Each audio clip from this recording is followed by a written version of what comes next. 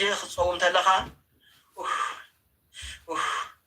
موت كنت يخونس قراني زو على أملاخ قدامك قرنت تصوم أملاك 4 مالت 4 ليتي صيوم الدل جورا أملاخنا سيطان دل جورنا قراني زو على أملاخ مالت قلوبة زو على أملاخ وين لو لتشترى زو على أملاخ قران قرزو سنبة تقرنيا زو على أملاخ حاسب لك ويدقمو كار سماء سلسة ليس حدر أملاخ أما سالست تنسى من موتان كما زنك أمن وامو كما هيا الهدى وين وقت الصار بدريو بحر سالسة معال تخع صلاة ناي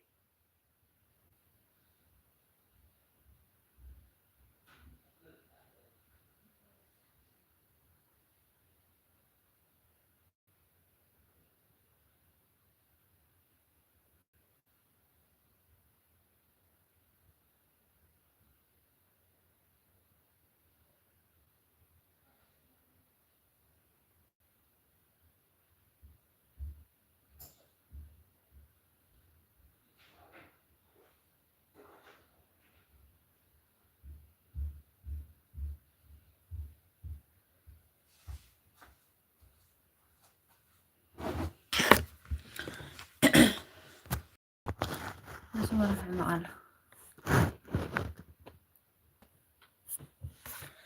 بلايف إني ناي تمرت زم حد عرفنا إيه سبكت علوم تمرت لهم بتعمل سكولا كمان تقول زي سكتات على نفس كذا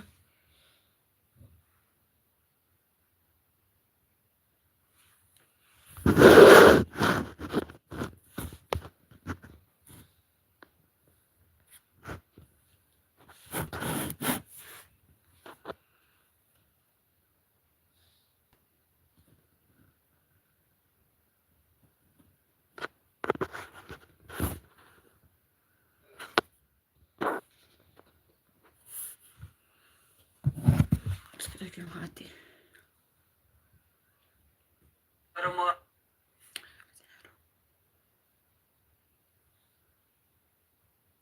نقول أول صوم يصوم تلاقين إجزاء خمسة حزنا حاولوا خو قد علوم بل صوم تلاقين فيتو خاف اللي يقولون صوّقوا جهلا يتقولوا تقولوا فيتكم هنا زي يتحاسب هاي بما أدخل السامة تاوي كأديو زي نجار أو إنجلي أو يكأديو مخنيات توانا تمرات نجار أفتح مساحة اللوابطات أبوتات اليوم كم صوم أتوصل أو أنت زي اليوم كابوتات كه أو سؤال أو دواء أو كذا حاجة زي لسوقن انتهي كل خيريو كأتو خير لمن تاي أو تراهم مسرجات توهيلو أدلنا مسرجات خازي مخنياتو وين زي ورد مدور تلو سوا بزهان وناهم مسعى هادو بسي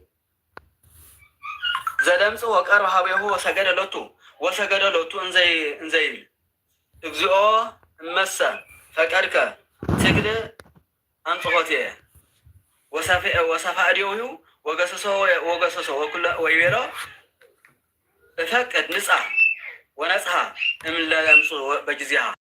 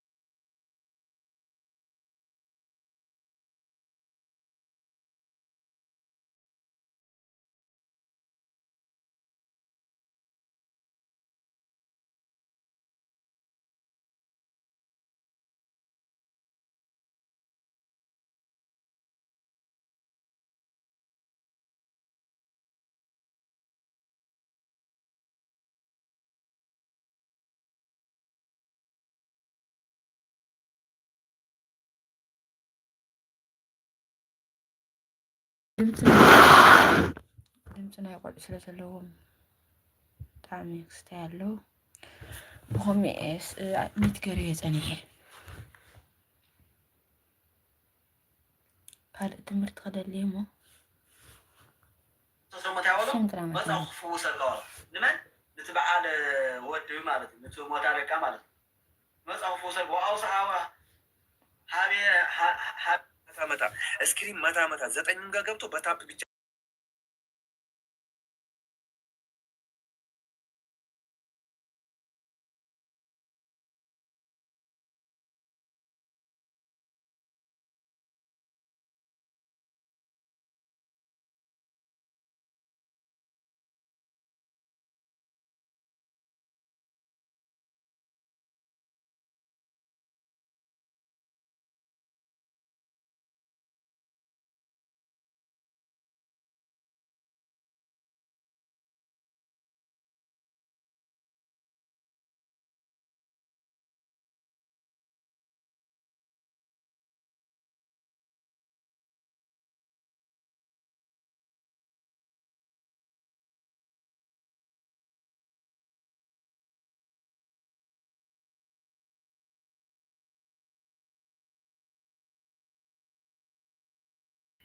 በሽታው ከጠቀመ ይችን አሜን ሳትሉ ቀራችሁ። ከጠቀመን ይሄን ሚስጠን አይደለም እንዴ? አዎ እንደሚጠቅመን ከእግዚአብሔር ይልቅ ለማንም ማንም አይቀርበውም። ከእግዚአብሔር ይልቅ እንኳን ሌላ ሰው እኛ ራሳችን ለራሳችን ቅርብ መሆን አንችልም። እግዚአብሔር ነው ለእኛ የሚያስብልን።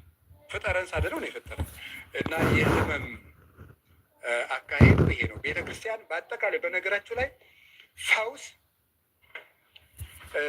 እንዲያው አንዳንድ ሰዎች እግዚአብሔር ክህነት ሲሰጥ ለሁሉም ካህናት የፈውስ ጸጋ ይሰጣል። አንድ ካህን ቅስና ሲቀበል 3 ጸጋ ይሰጠዋል። ምንድን ናቸው? ድዊ መፈወስ፣ ጋኔን ማውጣትና ሙት ማንሳት። ማንኛውም ቄስ ሲሾም 3 ጸጋ ይሰጠዋል። እነዚህ 3 ጸጋዎች ይሰጡታል። በዚያ አምኖ መፈወስ የማን ድርሻ ነው? ክርስቶስ በዚህ ሰው ላይ 3 ጸጋ አለው ብሎ አምኖ መፈወስ የምእመን ድርሻ ነው። በፈውስ የሚሰጣቸው አንድ በክህነት ነው። ሁለተኛ በብቃት የሚሰጣቸው ሰዎች አሉ። በብቃት የመፈወስ ጸጋ የሚሰጣቸው እነዚህ በብቃት የመፈወስ ጸጋ የሚሰጣቸው ሰዎች በገዳም 12 ዓመት መጀመሪያ ለማህበር አገልግለው ለማህበሩ መጀመሪያ እየተላኩ እንጨት እየሰበሩ ውሃ እየቀዱ እየታዘዙ ከዚያ በኋላ ሰለቸኝ ሳይሉ እምቢ ሳይሉ ሳይመርጡ የሚታዘዙ ሰውም ሳይመርጡ ስራም ሳይመርጡ የሚታዘዙት ከመረጡ በኋላ ደግሞ ገዳሙ በልመንኩስ ይበቃል ብሎ ያመነኩሳቸዋል። ካመነኩሳቸው በኋላ ደግሞ ቁም ነገራቸውን ያይና 7 ዓመት ካገልጉ በኋላ ደግሞ በልዝጋ እንግዲህ ዘግቼ ልጸልሽን ዝጋ ይባላል። ዘግቶ መጀመሪያ ከስጋው ጋር ይታገላል። ስጋውን ሲጨርስ ከነፍሱ ጋር ይታገላል። ከነፍሱ ጋር ማለት የሀሳብ ኃጢአትና ቂም ነው። ያንን ይጨርስና ከልቡ ጋር ይታገላል። እሱ ደግሞ ሌላ ነው። ትዕቢት ጋር ይታገላል ማለት ነው። የልብ ትግል ማለት እሱ ነው። ትዕቢት ጋር ይታገላል። ሸይጣን ቀላል ክፉ አይደለም። መጀመሪያ ጀማሪ መነኩሴ ከሆነ አገር ለአገር እንዲዞር ያደርገዋል። ደግሞ እንደምንም ብሎ ዘግቶ ሲቀመጥ ደግሞ እንደኔ ያለ እንደው ማን አለ? በዓለም በዚያ እየከናወጠ እኔ እኮ እዚህ ቁጭ ብዬ ጌታዬን ብቻ ነው የማስብ ደግሞ ያስብለዋል። በትዕቢት ማለት እሱን ይታገላል። እሱን ታግሎ ሲጨርስ አጋንንት ቀጥታ ይታገሉታል። ቀጥታ መጥተው ዳዊቱን የሚጸልይበት እየቀሙ በጥፊ እየቀላቀሉት ማለት ነው መጥተው። አሁን እናንተ እንደ የእኛን ነገር ተውት። አሁን ራሱ ሰው የሚመስለው 3 ቀን በቃ አቡነ ሰማያት ግን ሰይጣን አይቀርበኝም በቃ ብሎ ነው የሚል። በቃ 40 ክንድ ራቅልኝ ይላል። ኧረ ጌታ ራሱ 40 ቀን ጾሞ ፊቱ አይደል ሊሄዱ ሰይጣን 40 ቀን ጾሞ እኮ ሲጨርስ ሰይጣን ወደ ጌታ ሄደ።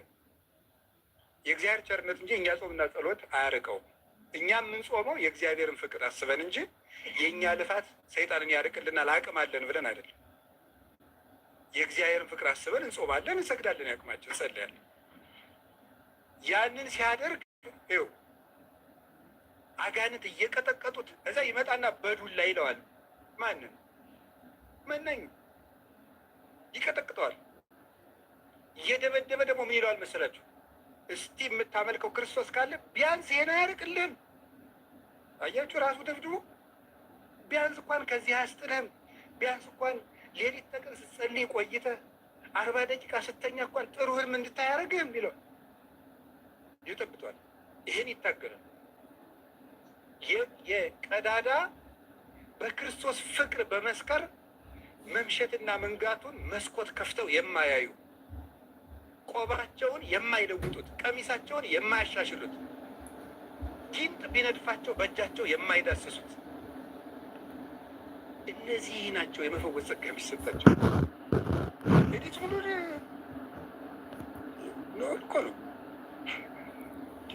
ነውር ነው። እውነቴን እንደው አንድ ልጅ በተወለደ በ6 ወሩ እኔ አቶ ገሌ ልጅ ገበሬ ነው የምሆን 50 ኩንታል ላገባለሁ ብል ተው እንጂ። ኧረ ቆይ መጀመሪያ 6 ወር ጡት ጥባ ነው የሚሉት ሐኪሞቹ አይደል? ቆይ መጀመሪያ ጥባ፣ እዛ ደግሞ ትንሽ እንደው እንደ በሶም እንደምንም ብላ ተጎንብሰም ሂድ እስኪ ትንሽ እንዲህ፣ ከዚያ ደግሞ ቁም እስኪ መጀመሪያ፣ ኧረ ቀስ ብለህ ደግ ይባላል። ብድግ ብሎ ሚካኤልን አናግሬው ገብርኤል እናናገር ታውቆ እማምላክን ይህ ነገር ነው ወርዶ እንዴ! ፈውስ ዝም ብሎ ነው እንደሚሰጠው? ፈውስ የሚሰጠው ወይ ካህን ከሆንክ በክህነት እግዚአብሔር ለካህኑ ከፍታ ሲል ሳይሆን ለማን ሲል ለሚሰጠው ለቤተ ክርስቲያን ልዕልና ሲል ይሰጠዋል። ለማንኛውም ካህን የሶስት ጸጋ ይሰጠዋል። ካህን ካልሆነ ደግሞ ተጋድሎ ሰውነቱ ጠርቶ ክርስቶስን መስሎ ምንድን ነው ያለ ቅዱስ ጳውሎስ ገላትያ ምዕራፍ 2 ቁጥር 20 ላይ እዚህ ደረጃ ላይ የደረሰ ሰው ነው። አንሰ ኢሃሎኩ ወበሕይወተ ክርስቶስ አሎኩ። አሁን እኔ የለሁም ሙቻለሁ፣ በእኔ የሚኖረው ክርስቶስ ነው ይላል። እኔ ሙቻለሁ፣ በእኔ የሚኖረው ክርስቶስ ነው። ይሄ ሰው ነው መፈወስ የሚችለው። ክርስቶስ በሱ የተሳለበት የለበሰው ነው። ፈጽሞ ለራሱ መኖር ያቆመ ሰው ማለት ነው። ለራሱ መኖር ነግሬያቸዋለሁ አይደል? አቤት የእግዚአብሔር ቸርነት እያለ ባለፈው ነግሬያቸዋለሁ። ቅዱስ ዮሐንስ አጽር አንዱ መነኩሴ መጥቶ አባ ቁና ውሰይ ቢለው እሱ ቁጭ አቤት የእግዚአብሔር ቸርነት፣ መጀመሪያ በአርአያው በአምሳሉ ፈጠረን፣ ደግሞ እዚያ በኋላ ደግሞ ብንሳሳት ነቢያትን ለመምህርነት ላከልን፣ በዚህ ባንጠቀም ደግሞ ራሱ ወርዶ ይምጣ ወይ ግሩም እያለ ሲያደንቅ ቁናውን ረስቶ መልሶ አጨብጭቦ አባ ቁና ብየወት እኮ ነበር አለው።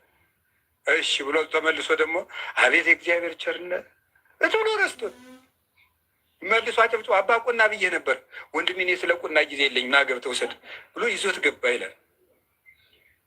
ህሊናቸው ፈጽሞ ሌላ ማሰብ የማይችሉ እስመአነ ንድፍት በፍቅሩ ቀስት ተነድፍ ያለሁና ይላል መኃልየ ሰሎሞን። ይቺ ቀስት የወጋቻቸው ናቸው የክርስቶስ ወዳጆች የሚባሉት። ከመጨረሻው የልዕልና ደረጃ ላይ የደረሱት ክርስቶስን የለበሱ ሰዎች በፍቅሩ ሾተል በፍቅሩ ጦር ተወግቻለሁና ብላ መዘመር ትችላለች። እች ነፍስ ፍቅሩ ቀስት የወጋው ሰው ጦር የወጋው ሰው መንቀሳቀስ እንደማይችለው የክርስቶስ ፍቅር ልባቸውን ስቅዝ አድርጎ ይዞት ወደ ቀኝም ወደ ግራም የማያዩት ናቸው። እነዚያ ናቸው እንዲህ ማድረግ የሚችሉት። ከዚያ ውጭ እግዚአብሔር ለቤተ ክርስቲያን ፈውስ ሰጥቷታል። ምክንያቱም ቅድም ቤተ ሳይዳ ብለናል። ምን ማለት ነው? የምህረት ቤት። ፈውስ የተሰጠው 1 ለክህነት፣ 2 ለማን ተሰጥተዋል? ለበቁ ቅዱሳን። 3 ለማን ተሰጥቷል? አቤት ለቤተ ክርስቲያን ሰጥቷታል። ቤተ ክርስቲያን ራሷ ፈውስ ናት። ይኸው ቀንዲሉ ፈውስ ነው። መጋረጃው ፈውስ ነው። መጽሐፉ ፈውስ ነው። መስቀሉ ፈውስ ነው።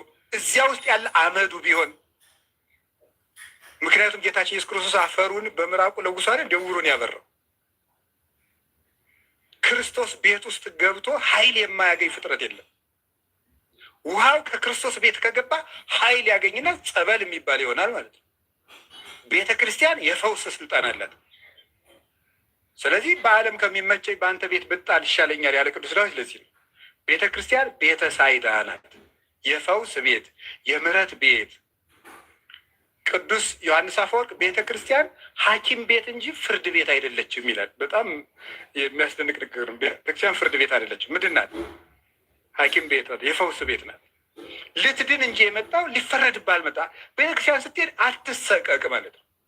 ምንም ሆነ ሂድ፣ ከክርስቶስ ቤት ተፈውሰን የምትወጣ ሌባሁን፣ አመንዝራሁን፣ ነፍሰ ገዳይሁን፣ ቀማኛሁን ምን ሁን ወደ ክርስቶስ ቤት ስትመጣ ሊፈረድብህ አትመጣም። ሊምርህ ነው ያመጣ። ቤተ ክርስቲያን የምህረት ቤት ናት። ምን ትላላችሁ? የሉቃስ ወንጌል ምዕራፍ 10 ላይ እንዲህ የሚል ቃል አለ አይደል? አንድ ሰውዬ ነበር ከኢየሩሳሌም ተነስቶ ወደ ሲወርድ ወደ ኢያሪኮ ሲሄድ ወንበዴዎች ያገኙና ደበደቡት፣ ገመሱት፣ ልብሱን ሰለቡት ወይም እርቃኑን ጥለውት ሄዱ። አንድ ካህን መጣ፣ አልፎት ሄደ። አንድ ሌዋዊ መጣ፣ አልፎት ሄደ። አንድ ሳምራዊ መጣና በአህያ ጫነው። በቁስሉም ላይ ዘይት አፈሰሰለት። ከዚያ በኋላ ለአስታማሚ ወሰደና 2 ዲናር አውጥቶ እንካ በእነዚህ አስታመው፣ ሰውየውን በእነዚህ አስታመው። ከዚህ የበለጠ ወጪ አውጥተህ ከሆነ ሌላ ቀን ስመጣ እከፍልሃለሁ ብሎ ጥሎት ሄደ ብሎ ጌታ በምሳሌ ትምህርት አስተምሯል። ይሄ ለጊዜው ከኢየሩሳሌም ወደ ኢያሪኮ የሚወርድ ሰው የተባለ ማን ነው? አዳም ነው። ከልዕልና ነፍስ ወደ ትሕትና ነፍስ የወረደ የተዋረደው ነው ወደ ኢያሪኮ መውረድ። እንግዲህ ኢያሪኮ ከባህር ወለል በታች የሚገኝ የዓለም ትልቁ የሙቀት ከተማ ነው። እስራኤል ውስጥ ነው የሚገኘው። እነሱ ከኢየሩሳሌም ወደ ኢያሪኮ መውረድ ማለት የመጨረሻ የኃጢአት በረሃ ውስጥ መውደቅ ለዚያ ምሳሌ ስለሆነ ነው። አዳም በወረደ ጊዜ መቼም አጋንንት የሚያገኙ ስንወርድ ነው። ሲወርድ አገኙት ነው፣ ደበደቡት፣ ልብሱን ገፈፉት፣ ልጅነቱን ነው። ከዛ የአዳምን ልጅ ሁሉ የሚወክል ነው። የህመምተኛ ዘይትና ወይን አድርጎለታል። ወይን አፍሶለታል። ወይኑ ያደርቅለታል፣ ዘይቱ ቁስሉን ያለዝብለታል። እነዚህ 2 ነገሮች ምንድን ናቸው ይመስላችኋል? ወይን የተባለ ምንድን ነው? ፍቅር ነው። ዘይት የተባለ ምንድን ነው? ምን ይመስላችኋል? ጋ መንፈስ ቅዱስ ነው። እነዚህ 2ቱን አደረገለት፣ ልጅነትን አደረገለት። ሰጠና ምን አደረገው? ለአስታማሚ ሰጠው ይላል። በሽተኞች ወደሚታመሙበት ወሰደው። አስታማሚ የተባሉት እነማን ይመስሏችኋል? ካህናት ናቸው። የመታመሚያ ቤታችን የምትባለው ማናት? ቤተ ክርስቲያን ናት። ካህን ለምንድን ነው አስታማሚ የተባለው? ካህን ይላል ቅዱስ ዮሐንስ አፈወርቅ ቁስል እንደሚያፈርጥ ሰው ነው ይላል። ቁስል እንደሚያፈርጥ ሰው። ቁስል የሚያፈርጥ ሰው አሁን አንድ ሰው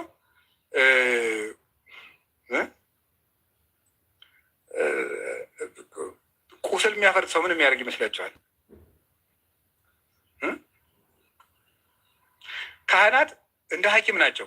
ሐኪም ከሚያደርጋቸው 2 ነገሮችን ያመጣል። ለምሳሌ ሊቁ ሲያመጣ አንደኛው ምን ያደርጋል ይላል። ለምሳሌ ሰውየው በሽተኛ ቢሆንና በሽታውን የሚያስነሳበት የሚያሰክር መጠጥ ቢሆን ወይን ቢሆን ለምሳሌ ይሄን መጠጥ ተው ቢለውና ሰውየው ደግሞ ጭንቅላቱን ስለሳተ ወይኑን ካልሰጣችሁኝ እያለ ቢያስቸግር ሐኪሙ ምን ያደርጋል አለ። የግሪክ ሐኪሞች በጊዜው የሚያደርጉትን ነው እንግዲህ እሱ ምሳሌ የተጠቀመው። በሩን በሙሉ ያዘጋና መስኮቶችን ሁሉ አስጋርዶ ይላል ወይን በገበታ አስመጥቶ በሽተኛው ሳይ ብርጭቆውን ከወይኑ ውስጥ ነክሮ በብርጭቆ ውሃ አድርጎ ይሰጠዋል ይላል። ከዛ ሰውየው ምን ያደርጋል? ወይን የጠጣው እየመሰለው ምንድን ነው የሚጠጣው? ወይን እያሸተተ ምን ይጠጣል?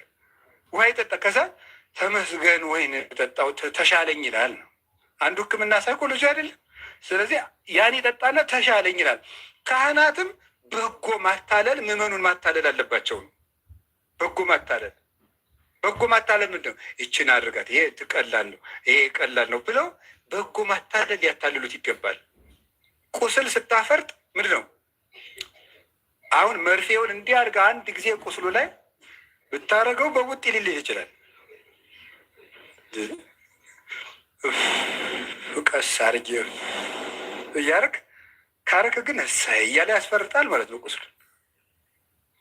ስለዚህ ፍየል ሰርቅ ያለው ብሎ ቢናዘዝ ውይ ይሄ ነው መርፌውን እስከ ጫፍ መጨመር ማለት ነው። ከዚያ በኋላ ኧረ አባዬ አላወቁም ብሎ ቤቱን አይ ፍየል ሰርቄ ቀላል ነው ሲለው በሬም ይላል ማለት ነው። ቀስ አድርጎ ማስፈረጥ ማለት ይሄ ነው ማለት ነው። እና ካህን አስታማሚ ነው ማለት ይሄ ነው። አስታማሚ በሚናገረው ነገር የሚቀየም የለም አይደለም። አስታማሚ ይበጻበጻል። የቤተክርስቲያን አነጋገር ነው የትርጓሜ። ይበጻበጻል ማለት በቃ ይበጣበጣል፣ መሰረቱን ይለቃል። በእሱ አትቀየም። በምዕመናን መቀየም የለበትም ነው። ካህናት አስተማሚዎቻችን ናቸው። ክርስቶስ መድኃኒታችን ነው። ቤተክርስቲያን ደግሞ ምናችን ናት?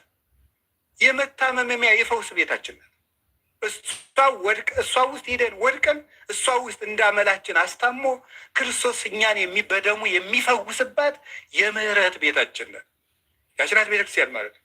እንዳመላችን እንዳቅማችን ለሰው እንደ አቅሙ ወርዶ እኮ ነው የሚያድነው ክርስቶስ እንደ አቅሙ ወርዶ እና ቤተክርስቲያን የምህረት ቤት ናት። ግን እዚሁ ጋር አንድ ነገር ልንገራቸው። ስለ ፈውስ አይደለም እናወራው። ስለ ፈውስ እኮ እያወጋን ነው። ሰሎሞን እንዲህ ይላል መጽሐፈ መክብብ ምዕራፍ 3 ላይ ለማቁሰልም ጊዜ ያለው ለመፈወስም ጊዜ ያለው ይላል። እስኪ በሉ ለማቁሰልም ምን አለው? ከዛስ በጊዜ ላቁስሎ በጊዜ ለፈውስ። ምንድነው ይሄ? ለማቁሰል ጊዜ ያለው ማለት ለምሳሌ እጄ ላይ የበጥ ቢኖርብኝ ሐኪሙ ቀጥታ መድኃኒት ቢያደርግበት ጥሩ ነው አይደለም? አይደለም። መጀመሪያ ኢንፌክትድ ሆነውን ይሄንን ልጦ ምን ያደርገዋል? ያጥበዋል። ሲያጥበው ምን እያደረገ ነው የሚያጥበኝ? የሚያቆስለኝ ግን ጠልቶኝ ነው ሊያድነኝ ነው? መድኃኒት ሊያደርግበት ነው ነው። ስለዚህ የመቁሰል ለመፈወስ ስትል የምትቆስልበት ጊዜ አለ። ስለዚህ ቄሱ ምን ያደርጋል? በቀኖና ያቆስልሃል ማለት ነው። ያቆስልሃል። ምን ያደርጋል? ይልጣል። የጎረበውን ይልጠዋል፣ ያበጠውን ያፈርጠዋል። ትቤት ግን ማለት ነው። ያበጠውን መላጥ ማለት እሱ ነው። ያቆስልሃል። 40 ስገድ 30 ስገድ ከገሌ ጋር ተጣልቼ ቂም እሱ አስቀይሞ ሂድ አንተ ይቅርታ ጠይቀው ይላል። ይሄ መከራ ነው። እሱ እኮ ነው የሰረቀኝ፣ ሂድ አንተ። ይኸው ያበጠውን ሲልጥልህ እኮ ነው። እሱ አብሽቆኝ ነው እጅ የምጠይቀው። ያበጠ ነው ይሄ። ይህ መላጥ አለበት። ትቢት ነው ይሄ። ይሄን ይልጥና እዚያ በኋላ መድኃኒት ክርስቶስን በቁርባን ጊዜ የሰጠ ጊዜ ደውያት ሁሉ ጸጥ ይላሉ ማለት ነው። እና ፈውስ ይሄን ከቃሉ ጋር ናቸው። አንዱ ፈውስ ምን ይመስላችኋል? አንዱ ፈውስ ይሄ ነው፣ ንስሐ ነው። አንዱ ፈውስ ቅዱስ ሥጋው ክቡር ደሙ ነው። የዚህ ሁሉ ግን መንገድ ነው እያወጋሁት ያለ እንጂ በንስሐ ሥጋው ደሙን ተቀብለን እንድናለን ነው እንጂ ንስሐ የሚባል ሌላ ድነት፣ ሥጋው ደሙ የሚባል ሌላ መድኃኒት አለ ማለት አይደለም። መድኃኒት ኢየሱስ ክርስቶስ ብቻ ነው። ሌሎቹ ምኖች ናቸው? የድህነት ምክንያቶች እና የድህነት መዳረሻዎች ናቸው። የእግዚአብሔር ቃል አንድ መድኃኒት ነው አይደለም? ነው የእግዚአብሔር ቃል አንድ መድኃኒት ነው። ይሄን መጻጉዕ የሚባለውን ሰውዬ ጌታ በምንድን ነው የፈወሰው? ተነስ ያለው አይደለም? በቃሉ ነው የፈወሰው። እንዲያውም ሊቁ ቅዱስ ዮሐንስ አፈወርቅ ምንድን ነው የሚናገረው? የእግዚአብሔር ቃል ለሁሉም በሽታ የምናዘው አንድ መድኃኒት ነው ይላል። አይገርማችሁም? ለኩላሊት የሚሆነው ለጨጓራ ይታዘዛል። ዶክተሮች አሉ እዚህ ምስክር ይሆናል። አይሆንም። ለሌላ መሆኑስ ቀርቶ ሳይድ ኢፌክቱ በቀረልን ለኩላሊት የሚታዘዝልህ ለሌላ ነገር ተጽዕኖ ሊያሳድር ይችላል። የልብ መድኃኒት ለኩላሊት አይሆንም። የእግዚአብሔር ቃል ግን መድኃኒቱ አንድ ነው፣ ለሁሉም በሽታ ይታዘዛል። ለምሳሌ አሁን የምናገረው ቃል አንድ ቃል ነው የምናገረው። አንድ ስብከት ነው የሰበኩት። እዚህ ውስጥ ግን ሁሉም ሰው እኔን ነው ብሎ ነው ቤቱን የሚሄድ። እኔ እኮ አይደለሁም እንደዚህ የማደርገው። ማነው እንደዚህ የሚያደርገው? እግዚአብሔር ነው። ሌብነት ያለበት ሰው ሁለተኛ አልሰርቅም ብሎ ነው የሚሄድ። ግን እኔ ግን ስለ ሌብነት ብቻ አላስተማርኩ። እሱ ግን የራሱን ይዞ ይሄዳል ማለት። ሰው ሁሉ ለየበሽታው ነው ፈውስ ይዞ የሚሄድ። ስንፍና ያለበት ሰው ሁለተኛ ይደግመኝ ብሎ ለስንፍናው ብቻ የተሰበከ መስሎት ነው የሚሄደው። ለምን ይመስላችኋል? የእግዚአብሔር ቃል መድኃኒት ነው፣ ግን ለሁሉ ይበቃል። ደስ እኮ ነው የሚለው። እውነቴን ነው የምነግራችሁ። እኛ እኮ ያለው ለዚህ እኮ ነው። ቅዱስ ዮሐንስ አፈወርቅ ቆሮንቶስ ሲተረጉም እኛ የክርስቶስ ልብ አለን የሚለውን ይሄን አንደኛ ቆሮንቶስ ምዕራፍ 2 ቁጥር 20 ላይ እኛ የክርስቶስ ልብ አለን ይልና የጌታዬ የኢየሱስ ክርስቶስ ቃል ለሁሉም በሽታዎች በቂ ነው። እኔ የፓይታጎረስ ልብ የለኝም፣ እኔ የአርስቶትል ልብ የለኝም፣ እኔ የፕላቶ ልብ የለኝም፣ እኔ የሰማዩ ንጉሥ የክርስቶስ ልብ ነው ያለኝ ይላል።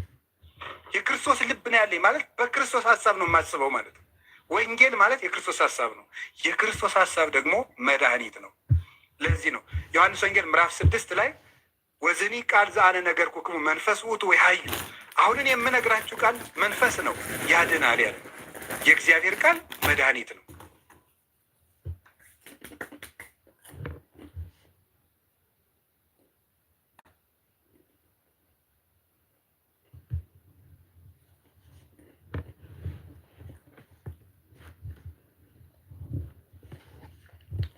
መስመር ይኸይዱ መስመር ናቶም ኮኔክሽን በቃሉ ነው ያስነሳ ተመልስለው ነፋሳትን ባህርን ሁሉ የገሰጻቸው በምንድን ነው?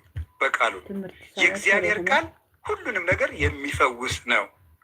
ስለዚህ ስጋችን፣ ነፍሳችን፣ መንፈሳችን የሚቀድሰን ጌታችን ኢየሱስ ክርስቶስ በቅድስት ቤተ ክርስቲያን በኩል ነው እላችኋለሁ።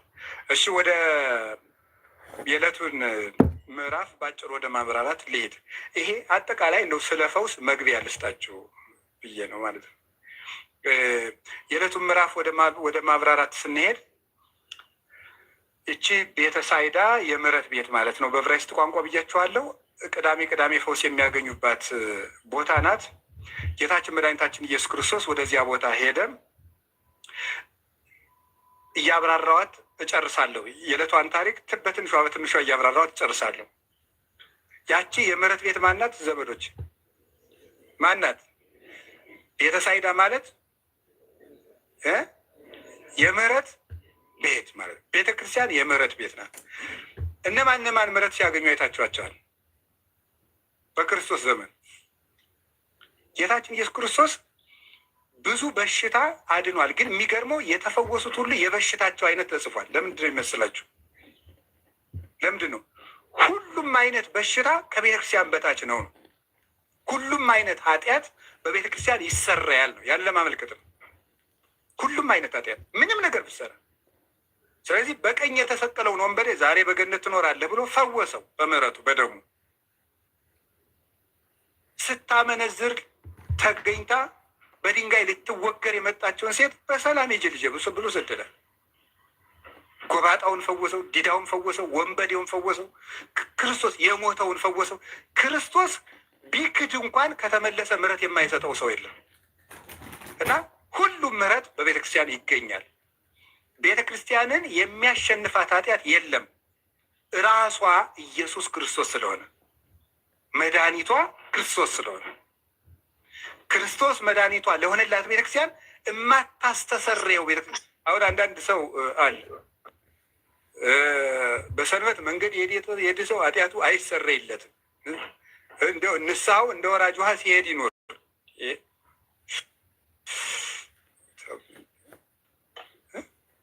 እንዴ ከባድ ሸክም አስረው ለሰው ያሸክማሉ፣ እነሱ በጣታቸው አይነቁትም አለ።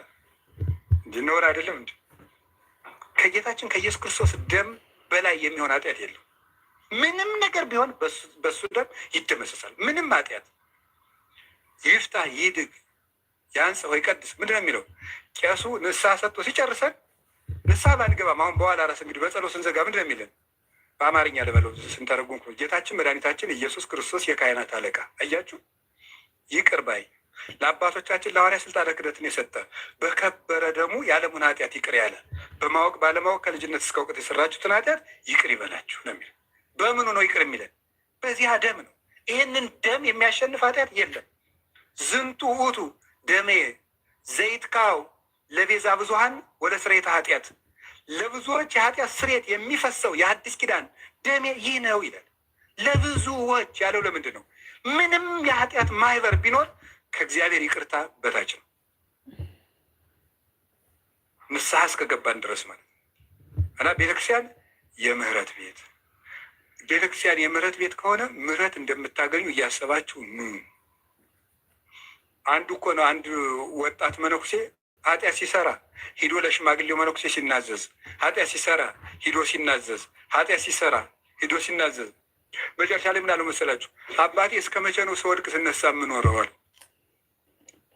እስክትሞታል፣ ሞትን በንስሐ እስከምትቀድመው ድረስ ና ይዞህ አልሰለችህም አለ። ምህረት የሚሰጥ ማን ስለሆነ ነው? ቤተክርስቲያን ለምትሰጠው ምህረት አንተ ማን ስርጭ ያደረገ ማን እንዲሁ ቆይ ድረስ 100 ጊዜ ለምን ወድቆ አይመጣም? አንተ እኮ አይደለም ምህረት ሰጭ። ምህረት ሰጭ ማን ነው? ክርስቶስ። የምህረት ቤት ማን ናት? ቤተክርስቲያን ነው። ከአንተ ጎጆ ተወስዶ ለዚያ ሰውዬ የኃጢአት ይቅርታ የሚሰጥ ነገር የለም። ደሙን የከፈለለት አምላክ አለ። ይቅርታ የሚሰጥ እሱ ነው። እና ንስሐ አባትህ ይሰለቸኛል ምናምን አትበሉ። ይሰልች ዝም ብላችሁ እየሄዳችሁ ንገሩት። ማግኘት አልፈልግም፣ ኧረ በተመሳሳይ ኃጢአት ሁልጊዜ ማግኘት አልፈልግም ባይልም አሁን አንድ ምንድን ነው የሚያደርገው? ዛሬም አባ አቤት፣ ዛሬም ያኑ ኃጢአት ልነግረውት ነው የመጣውን ነው ሊል ይችላል። ነው እቶው ዝም ብለህ ቁረብ እቶው ዝም ብለህ ሊል ሁሉ ይችላል። ግድ የላችሁም ንገሩት። እሱ ጆሮ ነው የሚሰማን። ማን ነው? እግዚአብሔር ነው የሚሰማን። መድኃኔዓለም ነው የሚሰማን። እሱ ስለሚሰማ ዝም ብለን ሄደን መናገር። ምን ጨነቃችሁ አላችሁ? አዎ ይህን ሰው እየሄደና በቤተ ሳይዳ ተጣብቆ ለኖረው መጣለት። እዚሁ ስምንት ያላችሁ አንደኛ የምታዩት የሰው ክብር ነው። ቤተክርስቲያን የምን ቤት ናት? በጣም አዝማች ባደረገውም እንዳትቀይ። የምን ቤት ናት? የምሕረት ቤት። የምሕረት ቤት ከሆነች ቤተ ክርስቲያን ውስጥ ቤተ ክርስቲያን የመሄድ የመጀመሪያው መስፈርት ምን እንደሆነ ታውቃላችሁ? ምሕረት ማድረግ ነው። ምሕረት ማድረግ ነው። ምሕረት የሌላቸው ሰዎች ምሕረት አያገኙም። እና ምሕረት ማግኘት አለ። ቤተክርስቲያን ስትሄዱ ቤተክርስቲያን ማንንም የሚከስር ጌና ሊኖረን አይገባም። ማንንም ቢሆን ሌላው ቀርቶ እናንተ የምታውቁትን ቀለም የሚያጣምም ቄስ እንኳን ቢኖር በሱ እንኳን የመሳቅ ስልጣን የለንም። አንተ ሰው ይላል ቅዱስ ያልጻፈው ገብቶ እኮ የሚጸልየው ለአንተ ኃጢአት ነው ይላል። ባያውቀውስ ቀለሙን ለአንተ ኃጢአት እየጸለየ አንተ ትስቅበታለህ ይላል። መቼስ ፍረድበት አይል። ያወላግደው ምን ይለው ማረሙ ነው የሚል ማራቸው ነው የሚል ፍረድባቸው አይል። ለማንም ሰው ምሕረት ማድረግ አለብን። ለቄሱ፣ ለጳጳሱ፣ ለሌላው ማለት ነው። ምናልባት እንደው እኮ አይድረስ አሁን አንድ ቀን እንደው ይሄን የሚያህል ሲጎርስ ያያችሁት ዲያቆን ወንድሞቻችን ከስስት ተጠንቀቁ ብሎ ሲያነብ ብትሰሙት መልእክት ማለት ነው። ወይም ሁለት እንጀራ ከእናንተ ቤት የጨረሰ ቄስ ስስት አትሳሱ የሚል ቅዳሴ ላይ ሄዲያ ወገኛ መጀመሪያ ራስን አትሉ እያስቀደስን ሲሰክር ያያችሁት ቄስ ቢኖር የሆነ ነገር ሲያደርግ ሲቀድ ምሕረት እግዚአብሔር እኛን ምሕረት ሊያደርግልን ሂደን እኛ በሰው ፈርደን ወገኛ እኛን ከመምከር በፊት ራሱን ባስተካከለ ብለን በሰው ፈርደን ፍርዳችንን ተከናንበን ቤታችን እንዲሁ እኮ ይገርም። ደግሞ እዚህ ሄደን እንኳን እንዳይምረን እዚያም መፍረድ እንዲሁ እኮ የክርስቶስን የፍርድ ስልጣን ቀምተን ነው እኮ የምንፈርደው። የመፍረድ ስልጣን የመድኃኔዓለም አይደለም እንዴ ነው። ያችን በዝሙት ተከሳ የመጣቸውን ሲሆን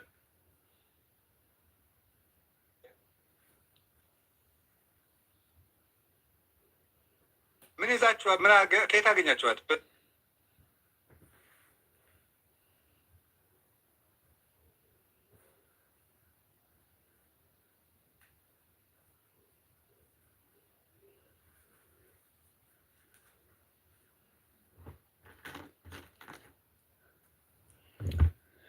መስመሮም ከይታቸው መስመሮም በጣም ሕማቅ አለው።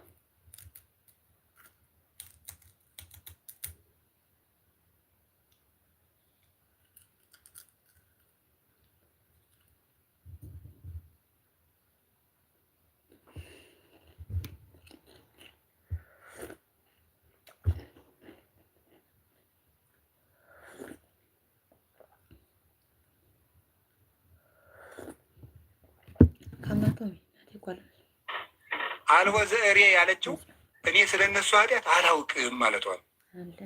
እንግዲያም አንቺ ካልፈረድሽ ደግሞ እትዊ በሰላም እኔም አልፈርድብሽ በሰላም ይቻላል። ኧረ በሐሰት ነው የከሰሱኝ እኒ አስመሳዮች አትሉም ነበር እናንተ ብትሆኑ? እኛም ብሎ እንደዛ እንል ነበር ማለት። ኧረ እኔ አላውቅም ማለት እንግዲያስ እኔም አልፈርድብሽ አለና በሰላም በሰላም ሂደን መምጣት ከፈለግን ቤተክርስቲያን ውስጥ መሐሪዎች ሩህሩሆች መሆን ይጠበቅብናል። ኩኑን ከማህርያነ ሩህሩሆች ሁኑ ከመትኩኑ ውሉዶ ለአቡክሙ ዘበሰማያት ለሰማይ አባታችሁ ልጆቹ ትሆኑ ዘንድ ሩህሩሆች ሁኑ የሰማይ አባታችሁ ሩህሩህ ነው ብሎ አስተምሮናል። ቤተክርስቲያን የምሕረት ቤት ናት። እኛንም ደግሞ ይሄን እንድናስብ ይርዳል። ማለት ቤተክርስቲያን ውስጥ ያለነው ሰዎች ማለት አንዱ በዘመድ ይገባል፣ አንዱ ዘመድ ሲያጣ ተባሮ ይወጣል። ሰው ያለው ይገባል። ሰው ያለው እንዲሁ በገዛ አምላኩ በደም በሰራለት ቤት ማለት ነው። ብር ያለው ይገባል፣ ብር የሌለው ይወጣል። ዘር ያለው ይገባል፣ ዘር ያጣ ይወጣል። ቤተ ክርስቲያን የምህረት ቤት ነበረች። የፍርድ አደባባይ፣ የሸንጎ አደባባይ ተደረገች። የመዶለቻ የዘረኛ አደባባይ ሆነች። ታዲያ እግዚአብሔር በየት ምህረት ይስጠን? ምህረት እንዴ ህድጉ ወይ ሀድግ ለክሙ ቅዱስ ዮሐንስ አፈወርቅ በቅዳሴው ላይ ቢያስጠነቅቀን ይህን እኮ ነው። እወ ህድጉ ወይ ሀድግ ለክሙ እወ ስራዊ ወይ ሰሪ ለክሙ። ተው ይተውላችኋል፣ ይቅር በሉ ይቅር ይላችኋል። ምህረት ሳይኖረን እዚሁ ማረነ ማለት ምህረት ሳይኖረን ማረኝ ትላለህ። አትምርም ቢያንስ እንደው ይገርም። እግዚአብሔር ይዘበትበታል አይዘበትበት። ቢያንስ ዘመዶች ንጹህ መሆን ቢያቅተን እንኳን ቢያንስ ምህረት ይኖራል። ርኅሩህ እንሆን። ሰው ትልቅ ነገር ነው። ሰው ጠልታችሁ እግዚአብሔር ማረኝ አትበሉ። ይኸው ጌታችን ኢየሱስ ክርስቶስን አምላክን ያህል ነገር አንድ ሰው ብሎ እኮ ነው የሄደው። ከበዓሉ በዓል ሰው ሁሉ በአይሁድ በዓለ ሃምሳ ነው። በአይሁድ ትልቅ በዓል ጌታ በእግሩ ተጉዞ የሄደው አንድ ሰው ለመፈወስ ነው። አንድ ሰው ትልቅ ክብር አለው። በአምላክ ደም ተለውጦ የተገኘ ነው አንድ ሰው። በአጠቃላይ ሰማይንና ምድርን ብትደምሩ አንድ ሰው ሊገዛላችሁ አይችልም፣ አይቻልም።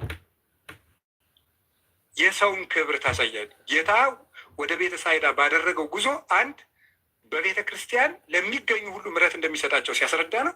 ሁለተኛ ለአንድ ሰው እንኳ ቢሆን ክብር እንደሚሰጥ ሲያስረዳ ነው። ያቺ ቦታ 5 መመላለሻዎች ነበሯት። ውሃው ጥምቀት ነው ብለው ተርጉሞታል ቅዱስ ዮሐንስ አፈወርቅ። ውሃው ጥምቀት ነው። 5ቱ መመላለሻዎች 5ቱ አዕማደ ምስጢራት ናቸው ብለው ተርጉመዋል። 5ቱ አዕማደ ምስጢራት ምስጢረ ሥላሴ፣ በሥላሴ ማመን፣ በጌታ ሰው መሆን ማመን፣ በጥምቀት ማመን፣ በቁርባን ማመን እና በትንሣኤ ዘጉባኤ ማመን 5ቱ መመላለሻዎች። በዚያ የሄደ ምህረት ማግኘቱ ደግሞ ምንድን ነው? በእነዚህ 5 ምሰሶዎች ያመነ የክርስቶስን ምህረት ያገኛል። 5ቱ በሽተኞች ምንድን ናቸው ብለው ነው የእኛ ሊቃውንት የተረጎሙት? እዚያ ዙሪያውን የተኙት እነማን ናቸው? ወንዶች፣ እሺ፣ ቀጥሉ እንጂ ሴቶች፣ እሺ፣ ከዛ ካህናት፣ እሺ፣ መነኮሳትና አረጋውያን 5ቱ በሽተኞች።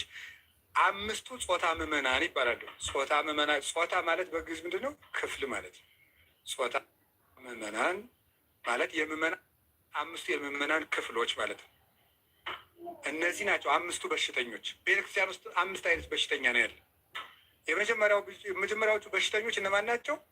ወንዶች። በሽታቸው ምንድን ነው? ዝሙት። ሴትን ባዩ ቁጥር በዝሙት መነደፍ ማለት ነው። ይሄ በሽታ የወንዶች ችግር ነው ይባላል። አይቶ መውደቅ፣ አይቶ መመኘት። ሁለተኞቹ በሽተኞች እነማን ናቸው? ሴቶች። የእነሱ በሽታቸው ምንድን ነው? ትውዝፍት፣ ጌጥ ማብዛት ማለት ነው። ጌጥ ማብዛት፣ ይህ ደግሞ የእነሱ በሽታ ነው። አሁንም ምንም የጆሮ ጌጥ አልበቃቸው ብሎ የአፍንጫ ጀምረዋል። በጣም እኮ የሚገርም እኮ ነው። እንደዚያ ማለት ይሄ ትውዝፍት፣ ይሄ የሴቶች በሽታቸው ነው፣ ደዌያቸው ነው። እነሱ የማጌጥ በሽታ አላቸው። ያጌጡትን እያዩ ደግሞ የወንዶች የምን በሽታ አለባቸው? የዝሙት በሽታ አለባቸው። ሰይጣን እያስተባበረ አድርጎ እንደሚያጠፋ እናያቸው። ቀጥሎ 3ኞቹ በሽተኞች እነማን ናቸው? የካህናት በሽታቸው ምንድነው? ትዕቢት ነው። እኛ ያሰርነውን መንግስት አይፈታው ይላል። ይፈታል? ይፈታዋል ወይ? አይፈታውም። እኛ የፈታነውንስ መንግስት ማሰር ይችላል? አይችልም። እግዚአብሔር ይፍታ ካልኩት እና ወይን ቤት ግባ ቢለው እግሩን ነው የሚያስረው። ነፍሱን ማሰር አይችልም። እኔ እግዚአብሔር ይፍታ ካልኩት። ስለዚህ እኛ እኮ እንዲህ ያለንን አይምሯችን ረቂቅ ይላል። ትርጓሜው እኮ ነው። እግዚአብሔርን የሚያሰላስል ስለ እግዚአብሔር የሚያስል ስለ እግዚአብሔር የሚናገር ስልጣናችን ምጡቅ ይላል። ተወዳዳሪ የሌለው ማለት ነው። ባላንጣ የማይነሳበት የምርጫ ጊዜ ምናምን የለም እኮ ክህነት ከያዝከው ይቀጥላል። እንዲህ እያሉ ይታበያሉ። በሽተኛ ይሄ በሽታ ነው። ጥሩ ነው እያልኩ አይደል፣ በሽታ ነው። አራተኛው በሽተኛ ማን ነው? መነኮሳት ነው። የመነኮሳት በሽታቸው ደግሞ ምንድን ነው? ስስት ነው። ስስት ማለት ምንድን ነው? መነኩሴ ዝም ብሎ ያየውን ዕቃ ሁሉ ስጡኝ ማለት ለምን ይመስላችኋል? ስለሌለው እና መጽሐፈ መነኮሳት ምን ይላል? ከሰው ቤት አትሂድ፣ ከሄድክ ዘንድ ያየውን ዕቃ ምን ትላለህ? ስጡኝ ትላለህ ይላል። በቃ ጾሩ ሆኖብኛል ይላል። እና ጾሩ ሆኖብኛል የራሱ ዳዊት እያለው ጥሩን የተደጎሰች የሌላ ካየ እሷን ዳዊት ስጠኝ ይላል። ጾር ነው ይሄ ማለት ነው። ለምን ይሳሳሉ ሲባል በፈለጉት ጊዜ ምን አይሉትም፣ አያገኙትም። በፈለጉ ጊዜ ስለማያገኙ ሲያዩት ይሳሳሉ ነው። ፈተናቸው ነው ነው ፈተናቸው ነው። ምግብም ቢሆን እንደዚሁ ያርጎ ግጥም ውሎ መነኩሴ አንድ ጊዜ ነው የሚበላ። ሲበላ ግን ያው እና ሲበላ ከውስጥ የሆነች አራዊት ይቅርታ አድርጉልኝ ሲጥ አለች አሉ። ውሎ እየበላ ነው ሲለፋ ውሎ ሲቆፍሩ ሲጥ ፀሐይ እንግዲህ ከኋላ መነኩሴ ገብቶ ጭጭ ማንጭጭ የለም አሉ ነው የሚባለው አይደለም። እና ችግር ነው። ምግቡ አይሻሻል፣ አይለወጥ፣ ወጡ አይጣፍጥ። ከእነዚያውም አንድ ጊዜ ነው የሚገኝ። የፍቅር ለክርስቶስ ፍቅር የሚታይ የሚሰጥ ምልክት ነው ምንኩስና። ለክርስቶስ ፍቅር ነው እንዲህ የሚደረገው፣ ክርስቶስን በአንድ ልብ ለመከተል ነው። እና ይሄ ችግር አለ። አሁን ብዙ ጊዜ የከተማ እንዳላወጋ ነው እንጂ ቄሱም መነኩሴም ቢሆን 10 ሰሃን እንጀራ እያለ የንስሐ ልጆቹ እዚያው ይሻግታታል። ለሰው አይሰጣትም፣ አይሰጠውም ማለት ነው። እዚያው ሊሆን ይችላል ነው